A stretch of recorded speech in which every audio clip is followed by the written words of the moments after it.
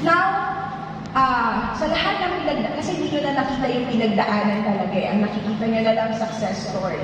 Pero, I came to realize after the Leader Summit, kaya pala, it took 4 years in global. It took me 4 years dun sa network journey bago ko na-reach talaga yung success na sinasabi. Actually, hindi pa nga success kasi ang success journey din kasi yun. Yung magkita talaga ng malaking pera. Matagal.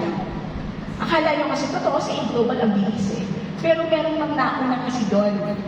So matagal. Ang daming luha na iniluha.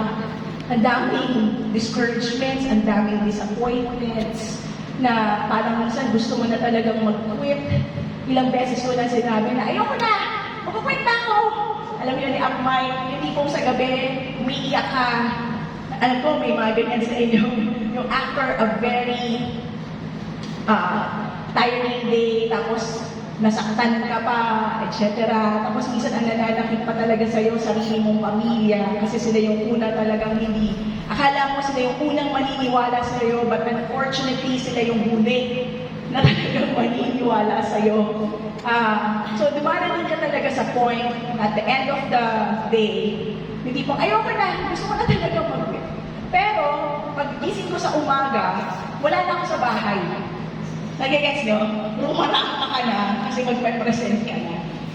That's the difference kapag marami kang schedule. Yun yung number 1. If you really want to make it big sa negosyong ito, dapat wala kang idle time. Dapat wala kang idle moment. Punuin mo yung sarili mo ng activities. Kasi pag puno ka ng activities, marami ka talagang schedule, marami kang kinakausap, wala kang oras mag-drama. Nagigets niya yung point ko. Iba yung maraming kausap, maraming schedule.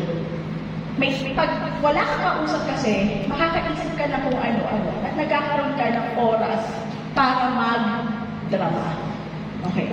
Hindi ko sinasabi na dapat wala tayong emosyon. There are so many people asking me, ang galing mo naman, parang wala akong masyadong emosyon bilang babae. Hindi ka emotional. Actually, I am. Doon sa Leader Summit na nag-iiyak ako Kasi I am emotional. Kaya lang, when things, pag nandiyan na, I am good in controlling in my emotion. Yung tipong, paano yun, Akmay? Yung tipong pag nag-away kami ni Akmay, away talaga yan, emosyon. Pero, pag lumabas ako ng bahay, at lumabas ako ng sasakyan, nakalimutan ko na yun. Kasi, ang focus ko, magne-negosyo ako. Pag lumabas ako ng bahay, ang focus ko, magne-network ako. Ang focus ko, negosyo. Ganun talaga. Pag nag-away kami sa loob ng sasakyan, at bumaba ako ng sasakyan, at may nakita akong downline, power na yun. Nakalimutan ko na. Pero pagbalik ko, mag-away ulit kami. Nagigets nyo? Pag negosyo, dapat ganoon. Hindi mo dapat dala-dala ang problema sa loob ng bahay. Dapat maglabas ka ng bahay, iba yung ngiti mo. Kasi ang makakausap mo ay prospect, negosyo. So ano yung point, Mike? Kailangan pag lumabas ka ng bahay, nakaano ka talaga, business mode ka. Networker ako. Magne-network ako. Kukunin ko ang pangarap ko. Nagigets niyo yung point? So kung anong problema sa bahay, iwan. Kung ano man problema sa asawa, cheres-cheres, sa magulang, iwan. Kasi magne-negosyo ako. Number 1. Kaya nangyayari, hindi naman sa hindi ka emotional. It's just that you are controlling your emotion. Yung tipong nag-break kayo ng boyfriend mo, ng girlfriend mo, punas mo yung luha mo pagkatapos lumabas ka, magne-negosyo ako. Isang tabi mo muna. Magkaiba kasi yun. Okay? That's controlling emotion. Number 2, humahataw ka. Hataw na hataw. Okay? Check yourself if ano lumalabas sa bibig mo. Kung complaints ba? Or you are really joyfully doing the business. Kailangan habang ginagawa mo yung negosyo, masayang-masaya ka talaga. Kasi pag masaya ka and you are joyfully doing the business, nag-a-attract ka din ng magagandang bagay. Mas lumalapit ang pera sa taong masayahin.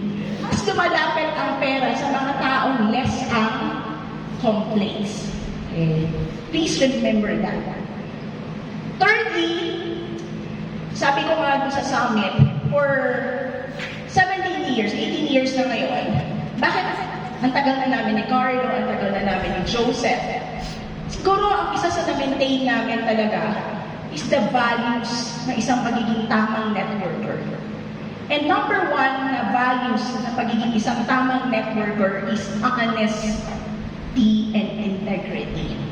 Especially sa paghawak ng pera. Especially now that we are online, nagpapadala talaga ang mga tao sa atin ng pera. Lagi kong sinasabi, remember, kailangan mapagkakatiwalaan tayo sa piso para mapagkatiwalaan tayo sa malaking halaga. When God sees that you have a heart like that na mapagkakatiwalaan, definitely you will be blessed enormously beyond measure talaga. Believe me, because nakita ko na yun. Ang dami kong nakita na networker na kahit gaano kagaling ang skills, pagsira sa pera, hindi talaga tumatagal. Nawawala talaga lahat. Okay? Very important. Kaya sa akin, habang ginagawa niyo itong negosyong ito, ang gaganda niyo, ang gagwapo niyo ngayong gabi, lagi niyo tandaan na hindi in global, ang business natin is not just about earning money.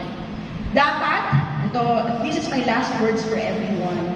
Sana habang dumadami ang pera niyo sa bulsa, sa bank account, habang dumadami ang mga sasakyan nyo, habang dumadami ang bahay nyo at properties nyo at mga downlines nyo at grupo nyo, habang dumadami ang pera nyo, mas nagiging mas mabuti kang tao. Okay. That's the most important of all. Okay? Paano ako ngayon mas nagiging mabuting tao? Hindi lang sa negosyo, pati sa pamilya, pati sa anak, pati pagiging mabuting asawa, mga boys. Okay? Kasi, honestly, sa isang iglap, kapag kunyari, lalo na kayo, I've seen a lot na may asawa na, lalaki, nakalimutan na yung asawang babae, yung kumita na malaki. Huwag ka magalala. May consequence yan. May ganun din ako talaga. Marami na akong nakita. God inasnak, pwedeng mawala talaga lahat yung success na yan. Inasnak, pwedeng mawala lahat ng malaking grupo na yan. Kaya ulitin ko, habang lumalaki ang income, yumayaman, mas lalo tayong nagiging mabuting tao para sa pamilya natin, asawa, anak, at sa mga leaders natin. And sa akin, sana yung maging pagtulong nyo po sa downlines nyo, maging genuine talaga na pagtulong. Kasi pag gano'n ang mentalidad mo, hindi mo mapapansin, lumalaki po talaga ang grupo mo at dumadami ang pera mo. So, in short, kaakibat talaga ng malaking income, ng success, ang pagiging mabuting tao. If you want really to last, katulad kami, we've been here for 18 years, maraming nagtatanong ng sikreto. Actually, wala naman. Pati yung commitment, honestly, I'm not feeling well, kaya naka-oo ko kay Merl. Birthday ko rin kinabukasan, bukas, mamaya na. Kaya lang sabi ko, ang tagal na kasi nag-invite ni Merl. And naka-yes kasi ako. So sa akin kasi mahal gayon, na kapag naka-oo ako, at kaya ko naman, huwag lang yung nangangatog na ako, di ba? Pupunta talaga ako. And alam ko rin kung gaano kalayo ang 10 cents. Pero sabi nga, pag commitment talaga. At sa akin, sana, bilang leaders na nandito sa convention, maging ganun sana ang commitment nyo sa mga leaders nyo, lalo na sa mga taong nag-pay in. Kasi ipinagkatiwala nila sa inyo ang pera nila at ipinagkatiwala nila sa inyo ang pangarap nila. Pag ikaw may isa kang downline, kahit isa lang yan, be a responsible upline. Hindi ko pag ikaw may downline, sino dito may mga downline na kahit isa lang? Lahat ba meron na? Yes. Be a responsible upline. Okay? Maging responsable tayo ng upline. Kasi pinagkatiwala niyan ang pera niya, lalo na kung nag-megaverse yan. Ang pera niya, pinagkatiwala niya dyan sa'yo, ang pangarap niya, na talagang kikita siya ng malaki. So, guys, in global or empowered consumerism, ang dami pang plano ng company. Sobrang daming plano pa ni Doc Ed. Let's hang on to that plan. Let's hang on to that vision. Wala man si Doc ngayon, di ba? Pero I'm speaking in behalf of the company na let's hang on to that plan. Let's hang on to that vision. Kung hindi man kayo kumita sa easy per se, pero sabi ko nga, kumurot lang kayo ng mga ng ilang milyon sa OBI. Tapos kung eventually sa mga bago pang ilalabas na division, kumurot din kayo ng ilan ding milyon. Tama ba yun? Sa mga susunod pang division, kumurot ulit kayo ng ilang milyon. Dapat gano'n ang mindset nyo.